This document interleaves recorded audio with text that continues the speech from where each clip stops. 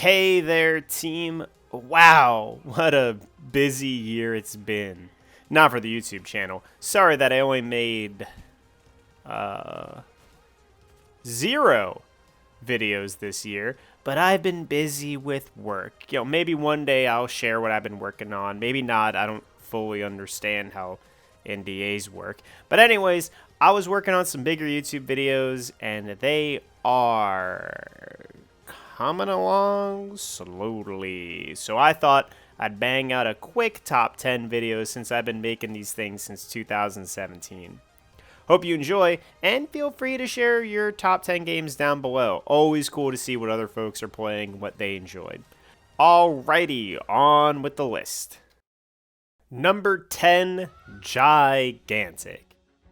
I cannot believe this game came back. And if you know anything about Gigantic, it makes a ton of sense that it died again. But let's go over the positives. This game has some of the most addictive multiplayer gameplay around.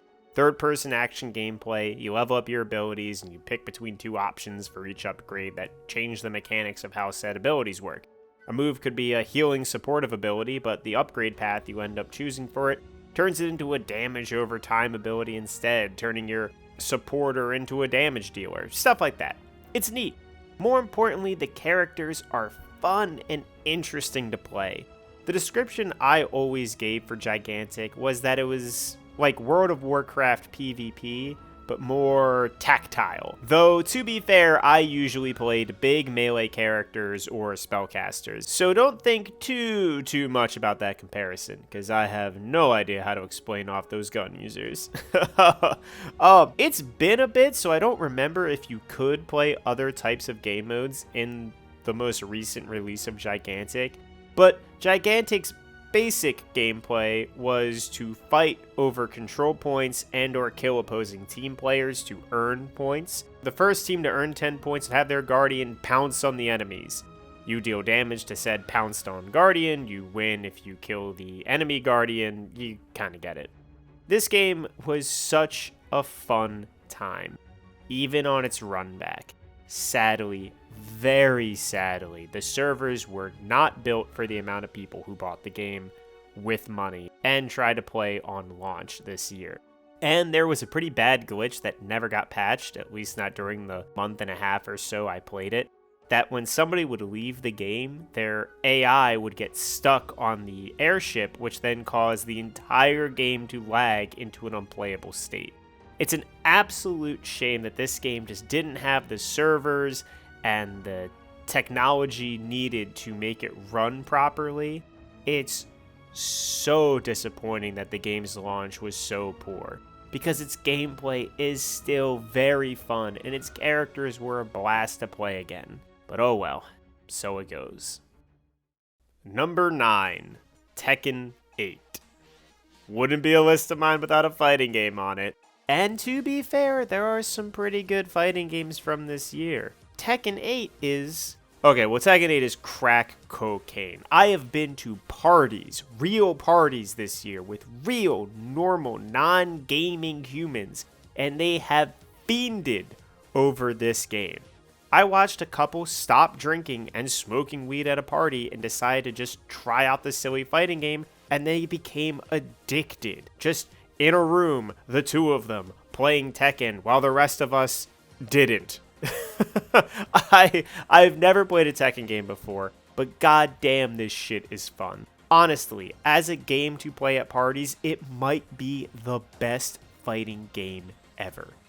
Tekken 8 has so many cool characters that all run different and fun to play offensive styles that it really is just aggression the game, at the beginner levels at least. And it's so much fun.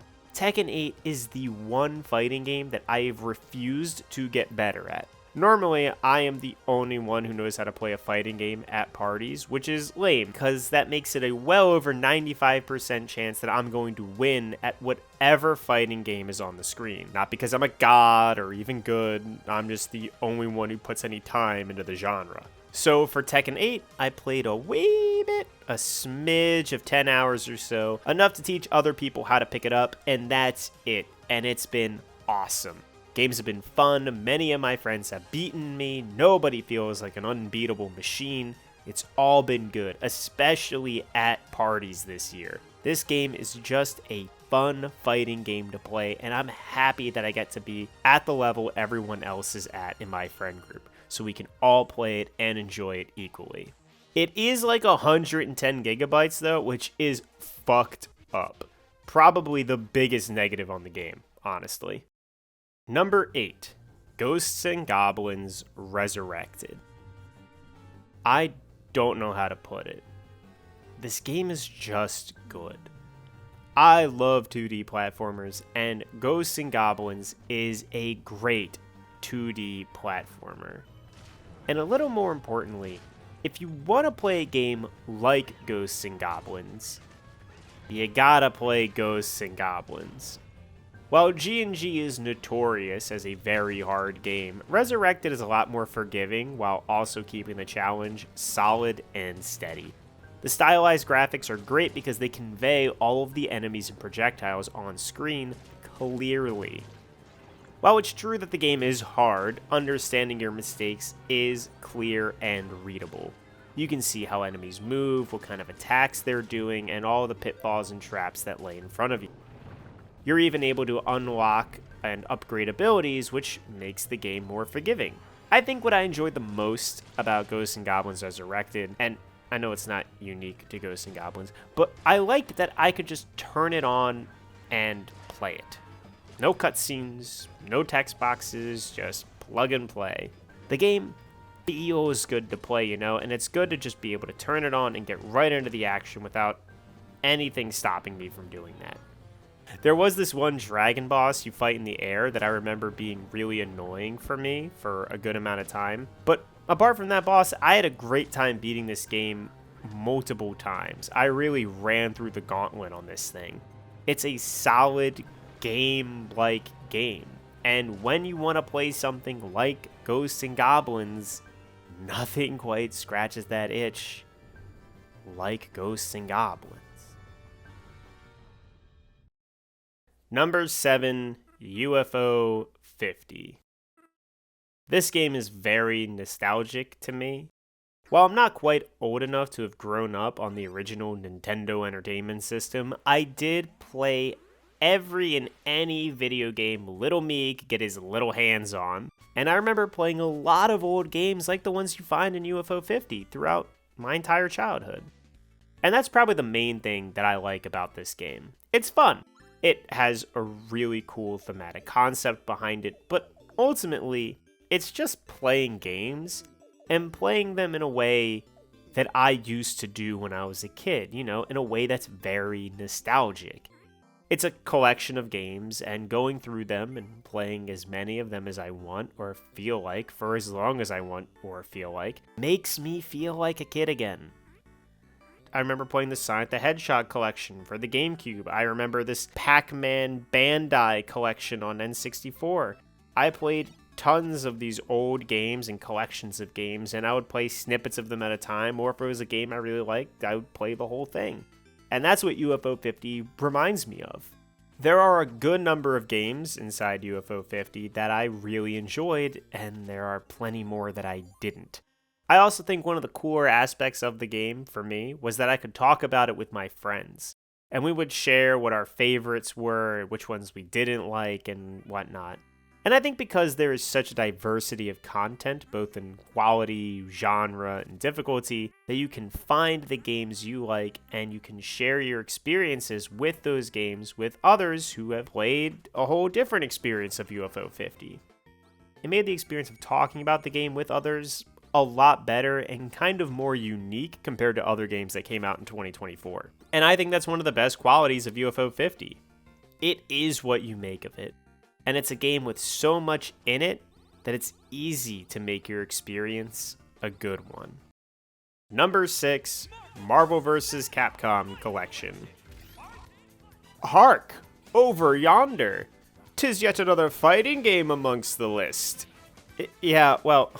Okay, I might be slightly cheating more than usual. So I think this collection is great. I think it's awesome. I'm very happy with the quality of this product. But so, Okay, earlier this year, I went to Too Many Games for the first time, and I ended up in the arcade playing and learning Marvel vs. Capcom 2 against a gamer who knew what they were doing. We played for maybe an hour straight of me just losing. But I had a ton of fun. Later this year, I would go to round 1, also for the first time, and I just played Marvel vs. Capcom 2 for an hour or two there.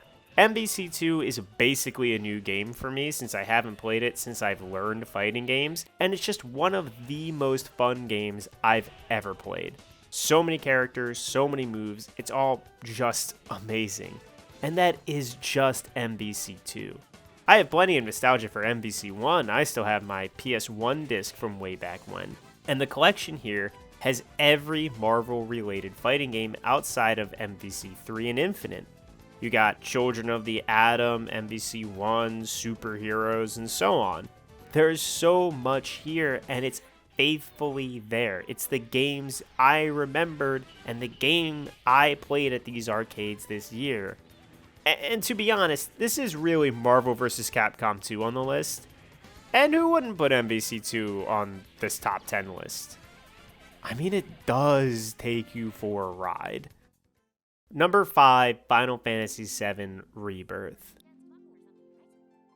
Rebirth is even bigger than the previous title. The world of Gaia is massive, and each zone of FF7 is huge and full of detail and depth. The combat is even more fleshed out with even more characters to play as. It also doesn't hurt that this game gets to use the story of the original Final Fantasy VII, which is a great story.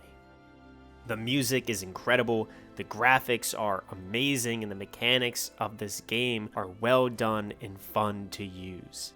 There is so much to love about Final Fantasy VII Rebirth, and I think my favorite part of it, which is my favorite part of Remake, is just how fleshed out the characters are.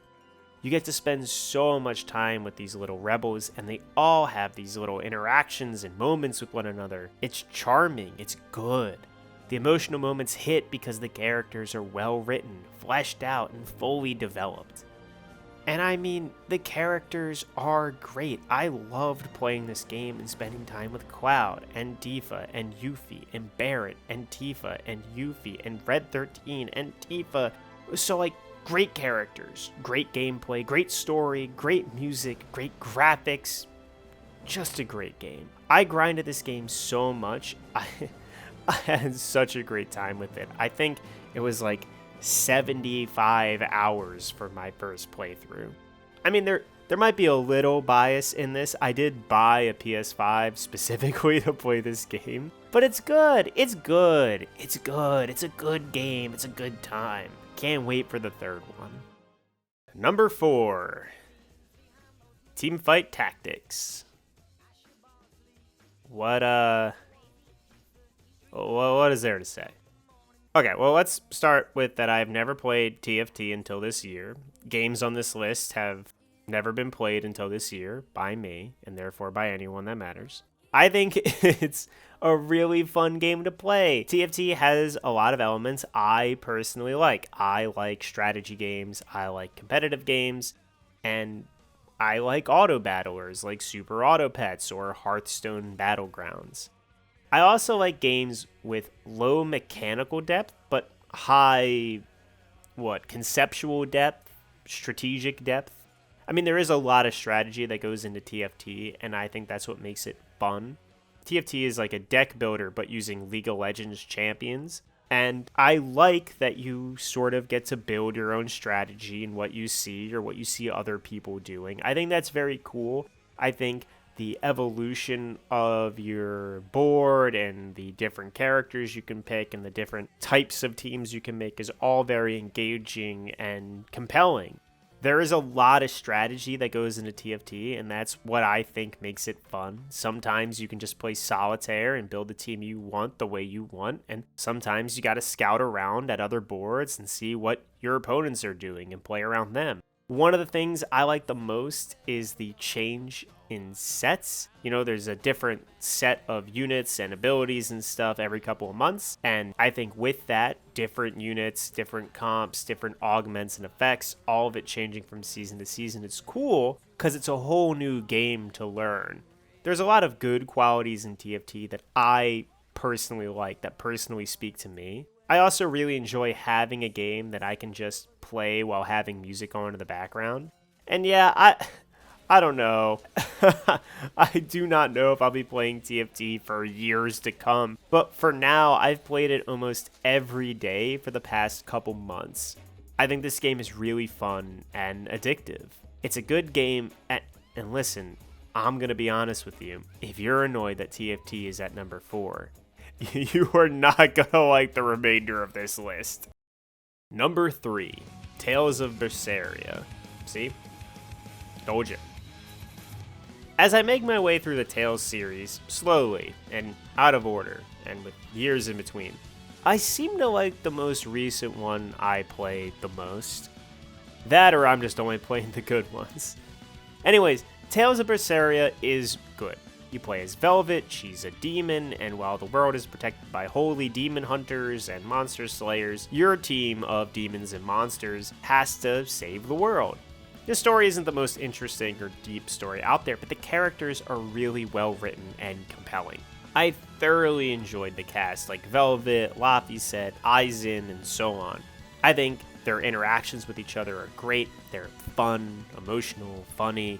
I mean, the Tales of series is always good at having those character moments, and I think having good characters on top of a good enough story makes a compelling narrative.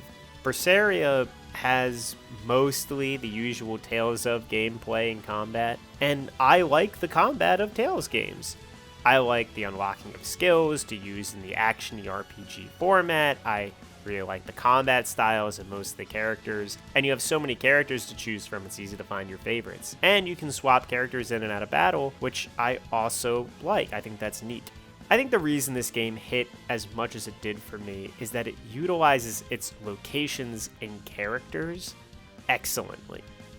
You'll be revisiting pretty much every location. I think you go to each town at least twice, and if there's a named character, there's a high chance that you'll run into that character again. There's a lot of world building that goes on, and I think it's neat, but it's the good usage of these characters and towns that I like the most. You do travel around the world in Berseria, you do a little bit of globe trotting, but you really kind of just visit a handful of towns. But those towns have a lot of personality, and you get to experience and be a part of those towns as they're involved in story moments a lot more. I think that kind of makes them better than having 20 towns that are all kind of the same. Tales of Berseria is a great game, and I had an absolute blast playing it. I stayed up until 5 a.m. to finish the final dungeon and boss of the game, which is like the sign I really liked the game. Number 2. Another Metroid 2 remake. Shh. Okay. Nobody tell Nintendo. Another Metroid 2 remake is, in fact, everything everyone says it is. The game is amazing. I've dabbled a little bit with the original Metroid 2, and I played and beaten the 3DS remake, but this game, this one, is the real Metroid 2. It's got all of the movement from Super Metroid, plus some bonuses from Zero Mission. It has tons of upgrades and additions, including new bosses, new level layouts, new mechanics, and a map. It has a map, bro. Great stuff all around. If you don't know, Metroid is one of my top 2 favorite gaming franchises, and I haven't had a new Metroid experience since Dread. I'm happy I waited this long to get around to playing AM2R because I really needed a new Metroid in my hands, and this hit at the right moment for me. This game is also way harder than most Metroid games, which is both a good and a bad thing. I think the boss difficulty was amped up to try and balance Samus's upgraded kit. I don't know, it was just a lot more challenging than I was expecting it to be, which isn't necessarily a bad thing. I definitely think Making the platforming and some of the Metroid fights more challenging was pretty good, but some of these bosses really kicked my ass. Oh, I don't know, man. This is just a Drew game. I love Metroidvanias, right? I loved exploring all over the map, trying out all the new upgrades, and finding all the secrets. I love the combat and the platforming and the exploration. The graphics look great. The game sounds great. The controls play great, right? Like, I don't have too much to say. If you like Metroid games, then you've already heard about AM2R. And if you've already heard about AM2R, then you already know how good it is. I don't know, man. This game just fucks. If you're like me, and you don't believe Metroid Prime 4 is actually going to come out in 2025, and you need some sweet Metroidvania injected right into your veins, and then nothing made me chase the alien space dragon quite like another Metroid 2 remake. Number 1, Elden Ring DLC. I mean, what do you want from me? Shadow of the Erdtree is the best Elden Ring has to offer. And in my opinion, it's the best DLC From Software has ever produced. The world is vibrant and beautiful, the new weapons and weapon arts are cool and allow for new builds and abilities. The bosses are some of the best in the game. I think the only boss fight I like from the base game that's equal to or more than some of the bosses in the DLC is the Radon fight. I mean, the level design. The level design is good, dude. Like, listen. No. Listen, we got castles and keeps. We got the jails. We got weird little puzzles that are fun enough to solve. There's some really good stuff in here. I mean, Elden Ring was never my favorite Souls game, but I liked it enough. This DLC moves it up in the rankings, though. I mean, it doesn't take the number 1 spot, but it definitely clears itself into the top 3. Maybe even the top 2. I was fairly content with Elden Ring back in 2022, but I loved Shadow of the Erdtree. The music in some of these fights is peak. Some of the zones look so good. It's a great DLC. It's a great game. Just stand alone, this DLC is incredibly strong. I would personally like it more as a standalone game. I had to race through New Game Plus just to get footage for this video, but I really do wish I could just load up another character right at the start of the DLC and replay it again and again and again. I get that some people might be annoyed at me considering this the number 1 game of the year. I think that's fair, but my friend had a pretty good remark about it. She said, if people don't want Elden Ring's DLC to win Game of the Year, then they should just have to make games better than Elden Ring's DLC. And listen, I don't think I played any game this year that was better than Elden Ring's DLC. I just don't. I stayed up for hours playing this. I beat it, all of it, within 4 days. 40 hours of playtime of just the DLC in 4 human days. While I really enjoyed my time with every other game on this list, only one of them transformed me back into a teenage degenerate that lived in front of a computer for days straight. And I gotta respect a game that can do that, even if that game is just DLC. And that about does it. I've been busy with work, a lot of work. But hopefully I can make more YouTube videos next year than the now technically 1 video I made this year. I'm going to really try harder to deliver on making at least a few more videos next year for you guys. Thanks for sticking with me. Thank you all so much for watching. Have a good one, and take it easy.